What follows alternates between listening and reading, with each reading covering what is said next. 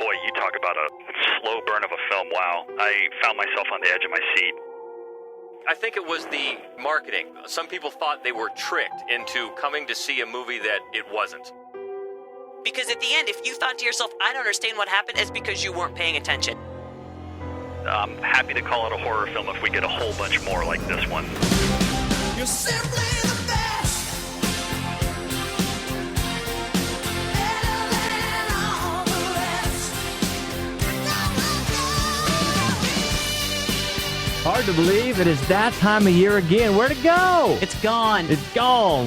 Seems like we just did the half year best of list. So now we're up to the final year, the best horror movies, our favorite horror movies from 2017. We're going to run them down, the top 10, talk about some other movies as well. Got a great guest today. So we want to get to it because we got a lot to cover, but we had a great... First of all, we want to say a huge thank you to Jeff Frummas, our guest last time. He was fantastic. Brought some serious content, and we knew we'd get a good reaction, and we did. Well, part of it was because Jeff was great, and part of it was because the topic was one of the topics that people have been haranguing us about for That's right. years. We finally did anthology horror, and it was fun because we had 5, Jeff had 5. They were completely different because there are 300 million anthology horror films to choose from. At least. So we got a chance to really cover a bunch of them. Tom Howard, and I'm going to assume that this was in jest because I know he's got better taste than this. He wondered why Udo Kier's The Theater Bizarre wasn't on the list. We love Udo. We love Udo Kier. We do, but that movie is terrible. Lisa G was happy about the song George picked. She liked the whole topic. Oh, yeah, Violent Femmes. That's Finally right. got that on there, right. Thank you, Lisa. Dan was happy to hear some Monster Club love. And that's all Jeff, because that would not have cracked my top 5, although it's a really fun movie. Okay. And then Dark Dave was surprised, and I thought more people would be. VHS wasn't on there. Right. Well, we did like some of the segments in VHS. It's not but so much. It's not like I don't like the movie VHS. Right. It's really just this is such an incredibly dense category of options. Is all. And then there was one actually you wanted to mention. Yeah, I forgot to mention A Christmas Horror Story, That's right, which I liked a lot. Yeah, I think that one is solid. Shatner playing a DJ. How could I not like that? But yeah, we totally forgot about that one. I'm not sure it would have had enough love from you to make the list, but no, I did remember. No, that's a definite no. But I did like that one too. All right, yeah, we got a great response. Thanks to everybody for chiming in on that. It was a lot of fun after we put it off for so long. Yeah, it was. It was a good one. And thanks again to Jeff. And everybody just keep an eye out. He said that his film, Romeo's Distress, will be available streaming Amazon Prime, I think he said, sometime soon. So we'll let you know when that is available because you should definitely watch it. Very cool. Yeah, it was a good episode. Maybe we should bow to public demand more often. No. All right. Chris, see what you're in for. We welcome in our guest today on the latest edition of Fright Club. It's Chris Hamel, president and programmer from our beloved Gateway Film Center here in Columbus. Welcome, Chris. Hi, guys. Thanks for having me. You've never been on here. No. How did that happen? I don't know. Finally got invited. Well, we're glad to have you. We got some good stuff to talk about, our list, and then we know you have some other things that maybe are not going to be on our list that you want to talk about. And we do, too, because there's so many good ones. Some of them we've already covered in the half-year list, but some we haven't. So that's all right. So let's get to it. Number 10 on our list of the best of 2017. It's a film that follows 2 death-obsessed teenage girls who use their online show about real-life tragedies to send their small Midwestern town into a frenzy and cement their legacy as modern horror legends. It's called Tragedy Girls. Your brains, my charisma. We could do anything. Quick soundbite from the Tragedy Girls. OMG, I can't even with this right now. Are you afraid that the killer will target you because of your infamous blog? We will not take any more shit from this serial killer. I'm so scared right now. Look amazing. You bitches are crazy. You know, it's funny because I wrote a blog for a company that does online training. I wrote a blog this year about how digital media was seeping its way into horror movies because it's just, sort of this, it's an easy target, and how no one had done it right yet. Not one person. They'd all been bad. Rings, I'm looking at you, by the way. But Tragedy Girls did. They did it really well. They struck a comic tone, a darkly comic tone that they really carried throughout. And so it's a great combination of, first of all, really well thought out examination of social media, but then also a clear, absolute love of horror, and in particular slasher, or like the sort of high school slasher genre. And I thought it was fun and funny and really, really well put together. Well, I think Hope said it perfectly. I mean, I think we've all been waiting for somebody to take on this topic, and Tragedy Girls to start with, is hilarious. I mean, it's obviously very, very dark, but I found myself laughing as much as anything through this film, and it is a really interesting twist on the slasher genre. And I thought there was some recognizable actors in it, which always makes it interesting to watch, and just a really great take on the genre. Josh Hutcherson's part is hilarious. Yeah, he was great. He was one of the best parts of the film. He also has a nice little small part in the Disaster Artist. So yeah, he's coming on strong here at the late in the end of the year. All right, Tragedy Girls is number 10, and number 9, a scientist and a teacher living in a dystopian future embark on a journey of survival with a special young girl named Melanie. It's the girl with all the gifts. I am producing a vaccine, and she is the main ingredient. What am I? Hope. That's what you are. I just want to live. Everyone wants that. She loves you. The hell is this? The world is falling apart. You can save people, Melanie. You can save everybody. Oh my God.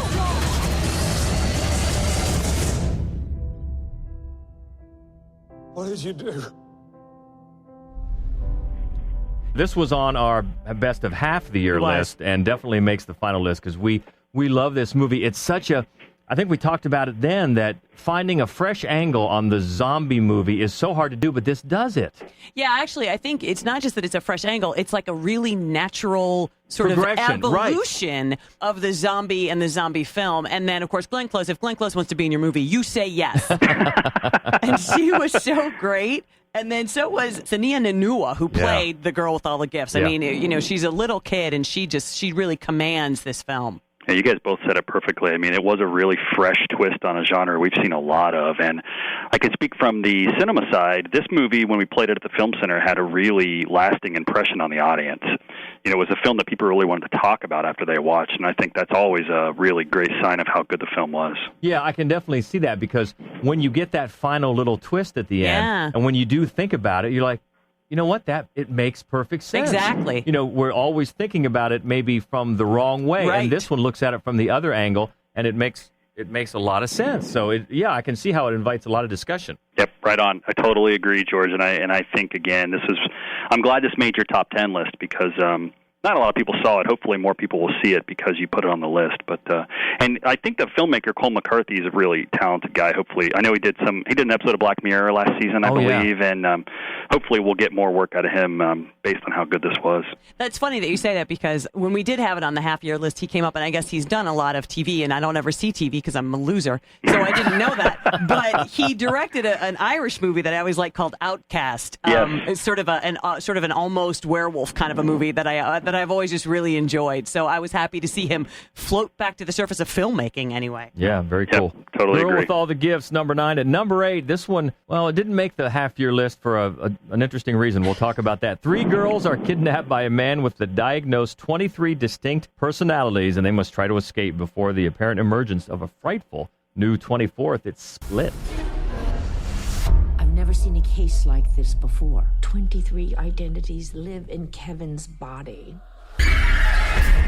Help me get out of here, Hedwig.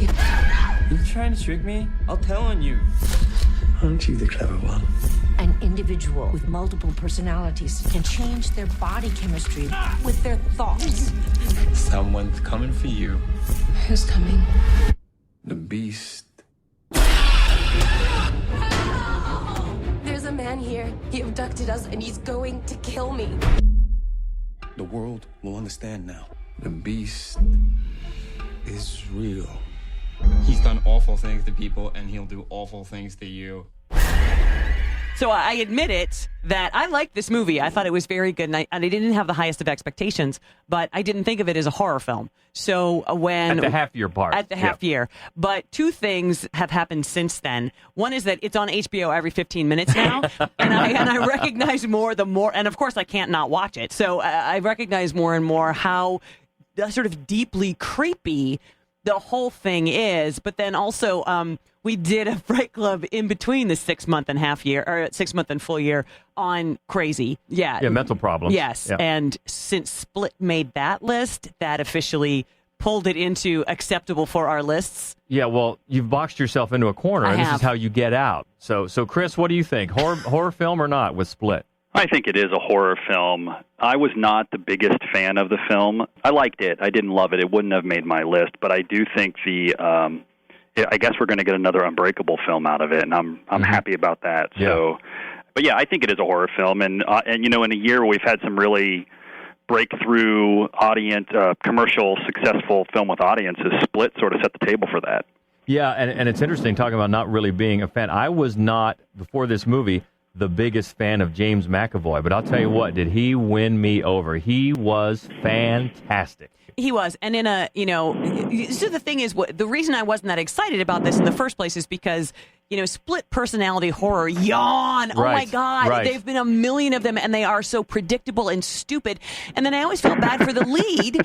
Because, it's like they're, first you're this person, you're this person. One of the things that I thought was spectacular about McAvoy's performance, not only that he did sort of develop a whole series of very distinct, believable personalities, but that those personalities sometimes masqueraded as his other personalities, and he managed to do that as well. I thought I've always liked him better than you have, but I thought he was awesome in this. And of course, Anya Taylor-Joy, I love to see her in anything because I love The Witch so very much. And Betty Buckley! I know, Betty Buckley. It's great always to see her. And one thing I liked about this was it seemed to me that the whole time M. Night was just playing rope-a-dope. It's like he knew that you were trying to guess the twist before it would get, and he used that against you. He did, and then when he very finally cleverly delivered the twist, I'm like, oh, nice, very nice. That's very well stated, George, and good for him for a film that we all kind of liked. Because it's been a lot of misses for him in recent years. So good to see him back. I thought he got back a little bit a couple of years ago with The Visit. That was enjoyable, on kind of a guilty pleasure level. But this Chris one didn't like The Visit. Oh, we had a big conversation about it right before it came out. Okay. I'm not sure if that film wanted to be found footage or not, but I hear you, George, and I think a lot of people did like The Visit. And again, hopefully this is also McAvoy did have a great year. I mean, he's also an Atomic Blonde, and then very good in that as well. So. Agreed. All right, Split. Now, at least for this moment in time, for Hope, it is a horror movie. So we'll see what happens come 2018. That's number 8. So number 7 on our best of 2017 takes us to Warsaw. A pair of mermaid sisters are adopted into a cabaret. While one seeks love with humans, the other hungers to dine on the human population of the city. It's The Lure. Wyciągnijcie nas, nie bójcie się, przecież was nie zjemy. Wyjemy, wyjemy, wyjemy, wyjemy, wyjemy, wyjemy.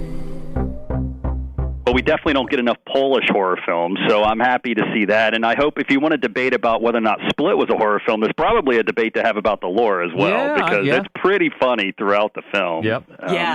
No, I agree with you. It is borderline horror, and it's really not until 2/3 of the way in, really, that there's any carnage at all. And there's musical numbers? Oh, yes, there is. It's a bizarre movie. It is. It's a bizarre movie. It's the Polish musical about vampire mermaids. Yes, please.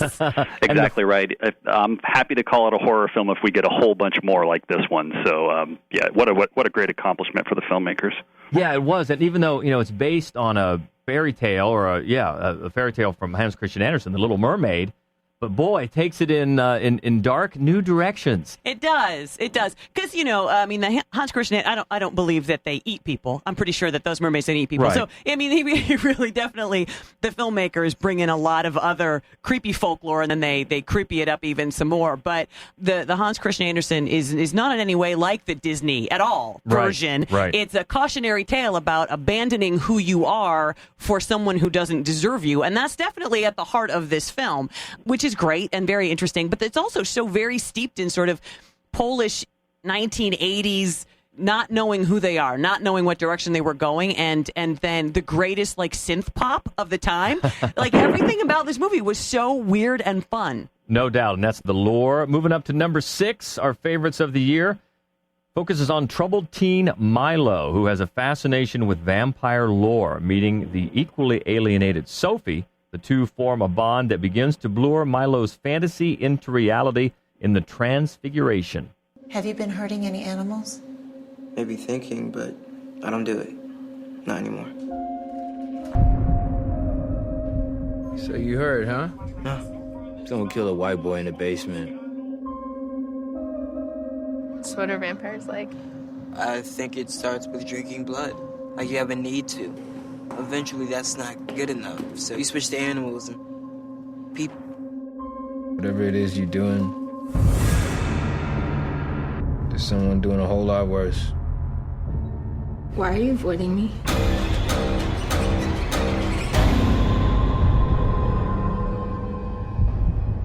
This was such a great and interesting take on outsider high school drama. In a lot of ways, sort of the seeds of what would become a high school shooter. Mm-hmm. Like a child who feels so completely alienated that, in this case, he starts to want to be a vampire, sees how much he has in common with this loner who has no friends, who can't have friends, of course, because he feeds on the friends, and then he starts killing people. And it's a really subtle and lovely performance. It really is. Milo is by the movie is written and directed by Michael O'Shea, who clearly, as with Tragedy Girls, loves horror, loves it deeply. And so the whole movie is really steeped in that idea, which is important because otherwise you wouldn't really necessarily believe Milo's character as well. Eric Ruffin is his name. Well, and because Milo so often mentions other horror movies, and he specifically mentions vampire movies, and he always comments on about how realistic they are, because he knows, of course. That's how he gauges. That's how he gauges whether or not a vampire movie is any good, is by how realistic it is, which is why Sophie, who likes Twilight,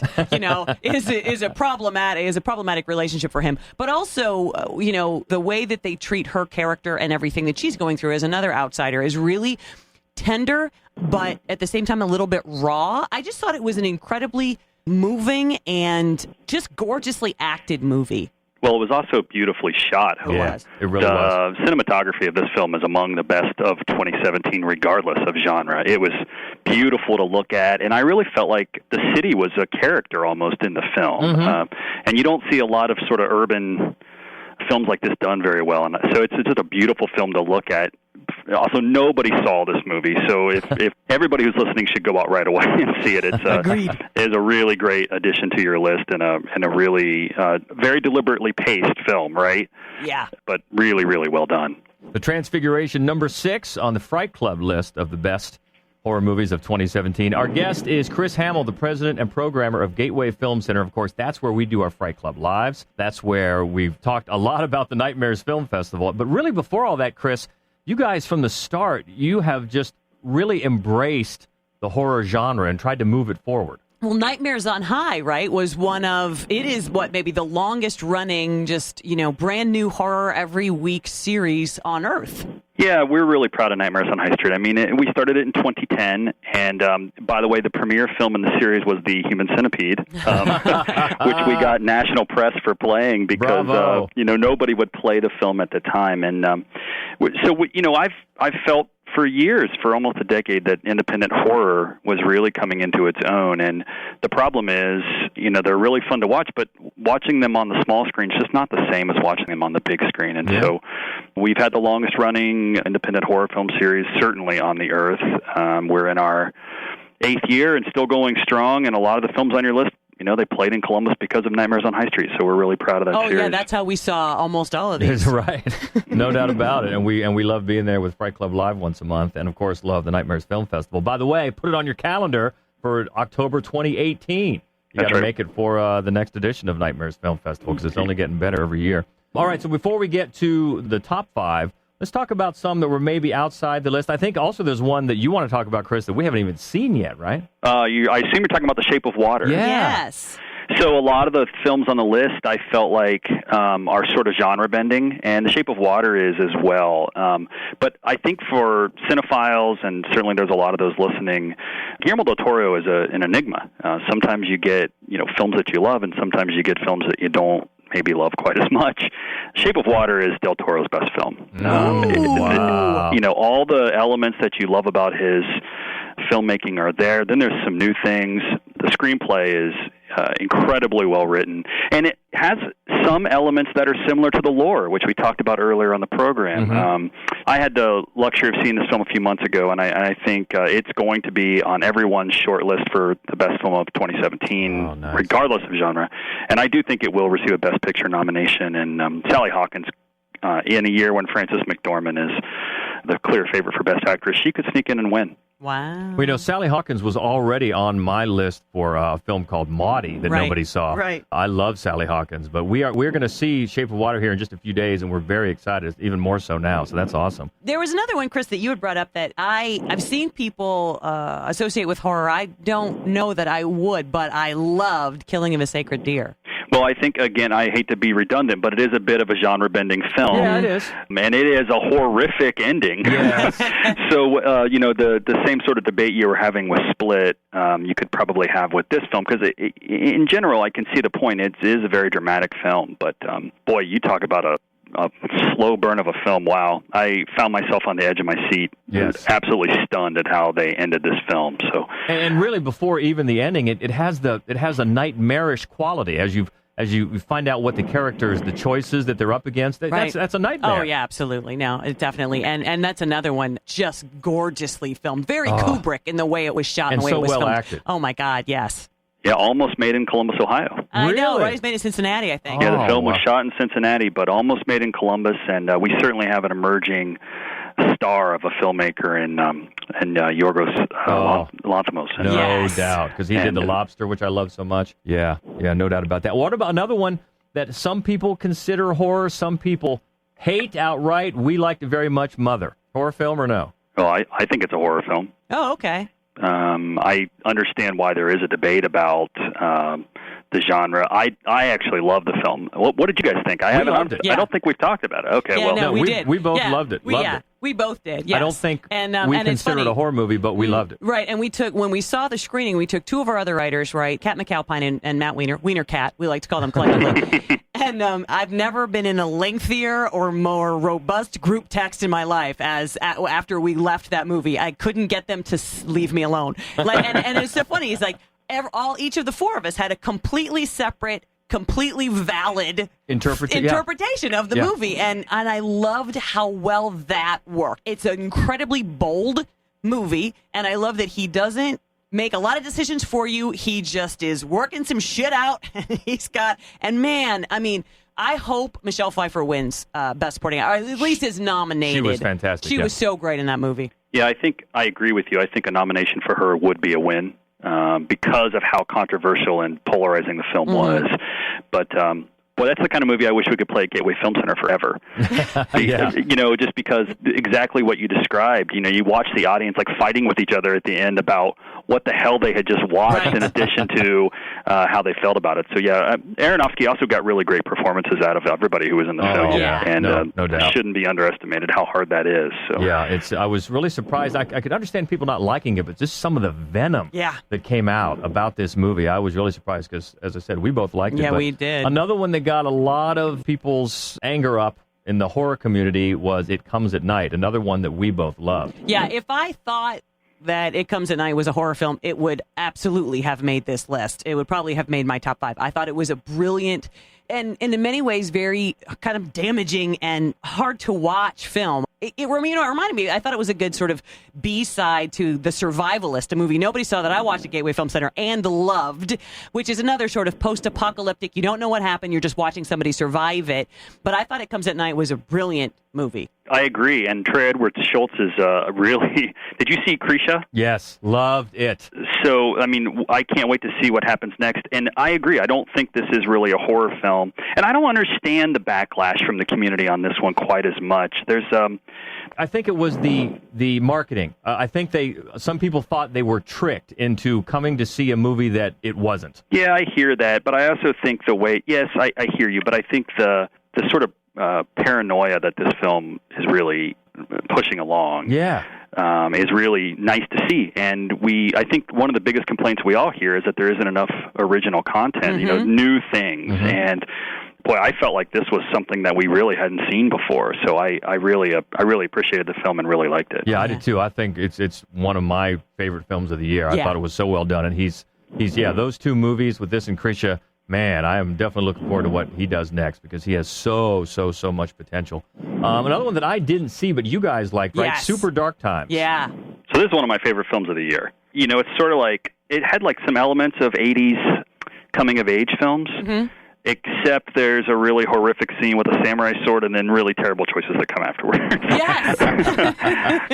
But I really liked the film, and I think this is a first-time filmmaker, correct?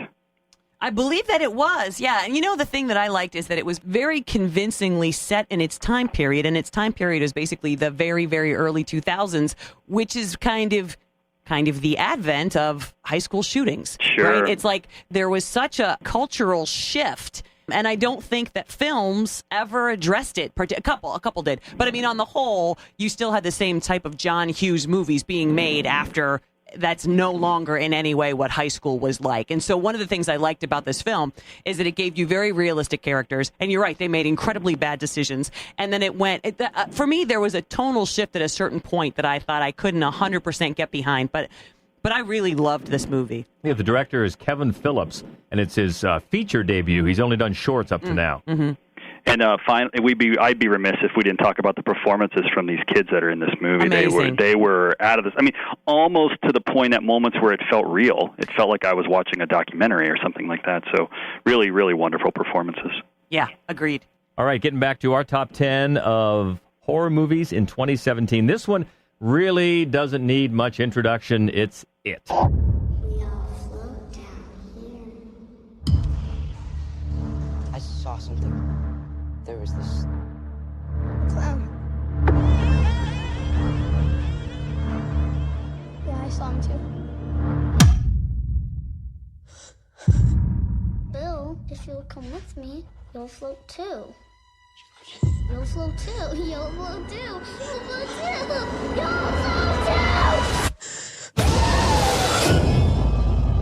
At last count, I think this one has made about $600 billion I think or that's something right. close to that. But you know what? It's so great to see when everything comes together. It's a good movie. Yep. It's a horror movie, and it made a boatload of money. I know. Like a lot of people, I was a little bit nervous about this one because, of course, I love Pennywise. I love Tim Curry's Pennywise. I'm not going to lie to you. I don't like the TV It. I don't like that movie. I don't either, but I like Pennywise. I don't mind part one because I love Pennywise. I hate part two. I hate it. I hate everything about it. So I'm really hoping that this franchise can fix that because they basically just did part one in this movie and there's going to be a sequel. Well, I think there's every reason based on this one to think that they will do One it right. of the things I thought they did so well was to update it, not update it to modern times, but update it to the 80s. I thought they did that incredibly well. Mm-hmm. So many of the references were hilarious. And just like with Super Dark Times, the young cast was marvelous. Yeah. They really were, and we've seen so many Stephen King adaptations be disasters. Actually, it's funny because Chris and I just had this conversation for like an hour before a movie a week or so ago. We just went back and forth about bad Stephen King movies. Yeah, and this one, they got it about as right as you could hope. And also, George, something you said right in the beginning that I don't think should be overlooked at all is for those of us who love the horror genre, for it to do however much money it did, $350 million domestically or whatever, is a breakthrough moment. I hope that it leads to us getting a lot more films in the genre and films in the genre that have better budgets and better writers, and so that the product we get is even better. Yeah, and one of the things, Hope, you mentioned the humor. One of the things I appreciated, because on almost every occasion, maybe there were one or two, but in almost every occasion, the humor didn't undercut any dramatic tension or scares, which I really appreciated. Yeah, there were wisecracks from smart aleck kids, but that felt okay. But boy, when it got scary, especially if you don't like clowns, it's pretty darn scary. Yeah, because that's the thing, right? Is that was the big hurdle. Could he even live up to Tim Curry?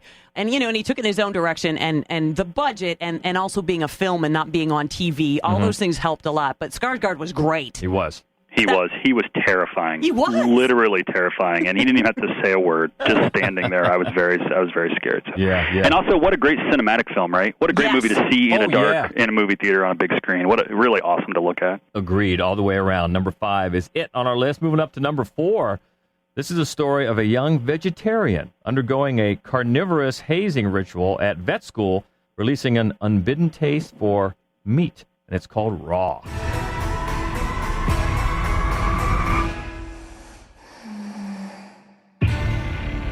I mean, Raw isn't one of the best horror films of 2017. It's one of the very, very best films of 2017. And it sort of runs the gamut, right? It's like sexy and funny and like shocking and beautiful. I don't know. It has so many different things going on at the same time. The filmmaker's very first film, and she also wrote it. Yeah. And if that is what we can expect from this filmmaker, I don't know how you top Raw, quite frankly. So, I mean, just the word that I left saying, and I saw this film quite some time ago, is that it's just shocking. Just a shocking film. It is. It's an amazing, it's another one. It's like a coming-of-age film. Julia Ducournau. Yeah, so impressive. What a debut. Yeah, it's an amazing. And the performances that she got were equally amazing. And it's one of those, a girl goes to college and all of a sudden she's free to make these decisions, and look how her sister turned out. And it's so very similar to a lot of other films in those particular themes. But it's one of the things I loved about this movie is that it takes its metaphor as far as it's going to go, and it never feels worn out. Right. And it serves the purpose beautifully. And then also, this is maybe my favorite ending of any movie that I saw this year. It's a great ending, and you're right, because an extended metaphor like that is often so hard to pull off. Yes. But it does it, and the movie has a nice social consciousness about it. And yeah, the ending is pitch perfect. Yes, it is. And that's number 4, Raw. Moving up to number 3. 2 girls must battle a mysterious evil force when they get left behind at their boarding school over winter break. It's the Black Coat's daughter. You do know about the sisters, don't you? They worship the devil.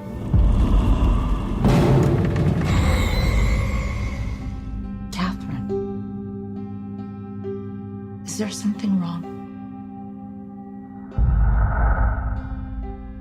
Why are you doing this? Do you believe in God, Joan? Ever tried to look for him? I look for him in the unlikely things that happen. Little coincidences. Diddle, diddle, black coat's daughter, what was in the holy water? So Oz Perkins. Oz. He kind of simultaneously had this movie in theaters, and he had another one that's on in Netflix called I Am the Pretty Thing That Lives in the House. Another good one. Yeah, I'm so excited for anything else he ever does, because I really was very taken by both of these movies. I thought Black Coat's Daughter was a better film, and one of the things I absolutely love about it is very deliberately paced, but... Very. If you get a picture book, child's picture book, you know that they're good picture books if the illustration is as necessary to your understanding of the story as the text is. This is what Black Coat's Daughter is to me. You have to be paying attention to what's going on, because at the end, if you thought to yourself, I don't understand what happened, it's because you weren't paying attention. Yes. All of the clues are there for you on the screen at all times, and he just expects you. He has confidence in you as a viewer, and I loved that about this movie. I think it's there for you. It is. It is there for you, but you have to. It expects a lot from you. It does. But it rewards that. Yeah, and it's just, I thought the performances were great. I thought it was very, very creepy in a lot of different ways. And I thought it looked great. There was, it's just this chilly, it's always winter. It's New England winter.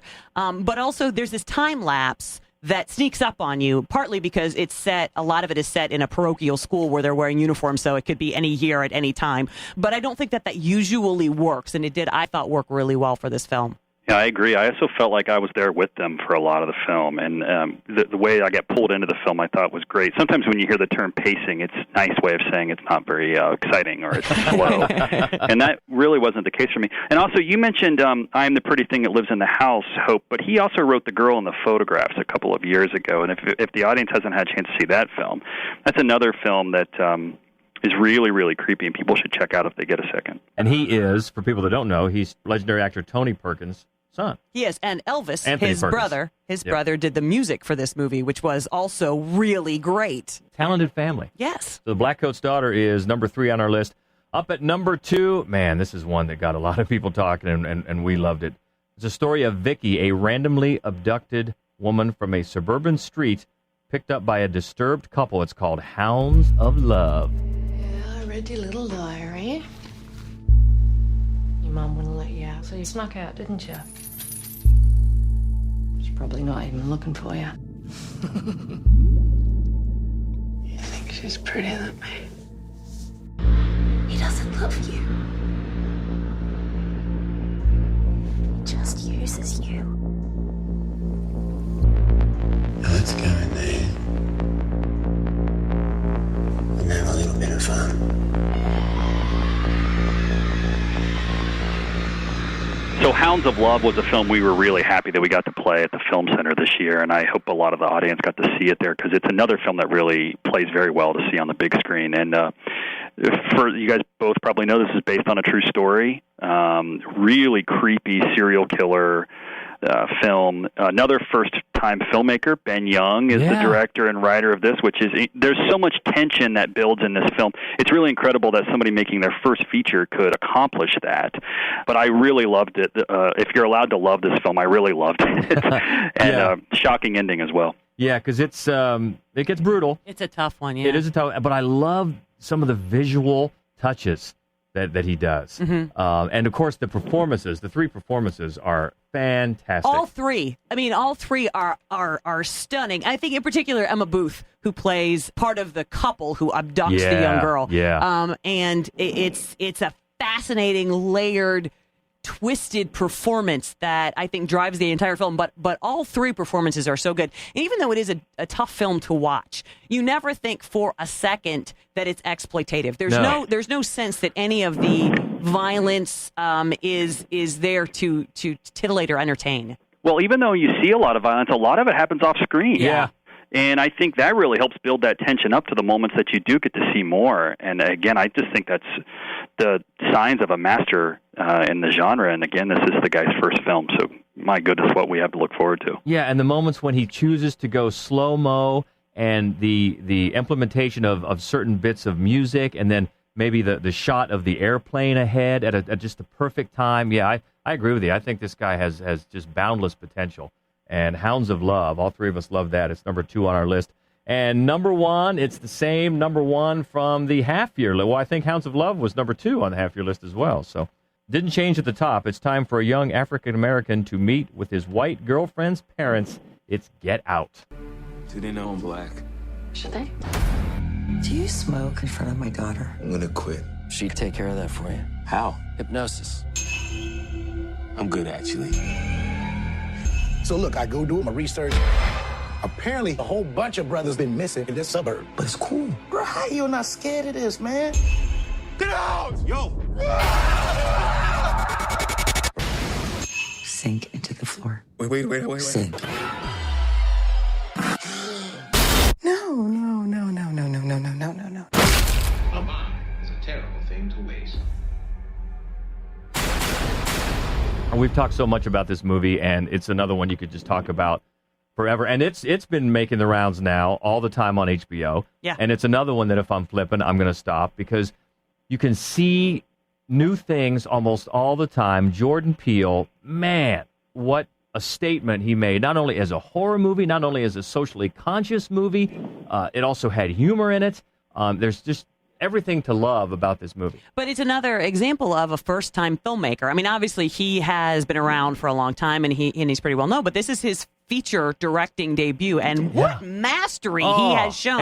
And writing, too, the screenplay. Yeah, but the way that he just holds your attention, and the way that he pays really interesting little odes to some of the greats in the genre that kind of led to this story, that led to this. It's just, I mean, his direction is masterful in a horror film sort of a way. But what we were talking about earlier is that it's in contention in the Golden Globes as a comedy. Right. What do you think about that, Chris? Well, I think the theme of this list has been genre bending, right? I mean, and I don't think Get Out is a comedy. There are funny moments in the film, of course, and all the things that you two have already said about it. But the Golden Globes aren't exactly the gold standard for choosing films in the right category. No. But I think this film on the short list with Split and It, huge audiences came out to see it. Again, that's really great for the genre and really great for the things that, these types of films that we love. And Get Out's just a really amazing accomplishment for Jordan Peele. And I'll be honest, back when I first started hearing about it, I thought, I guess because it was Jordan Peele, that it was going to be a horror comedy. And then as he has said in interviews, that it does have humor in it, but it doesn't have any jokes. And so, I understand the Golden Globes and what they're doing. Right, The Martian wasn't very funny either, and it won. Exactly. Well, there was at least one joke in The Martian, so I guess that makes it a comedy.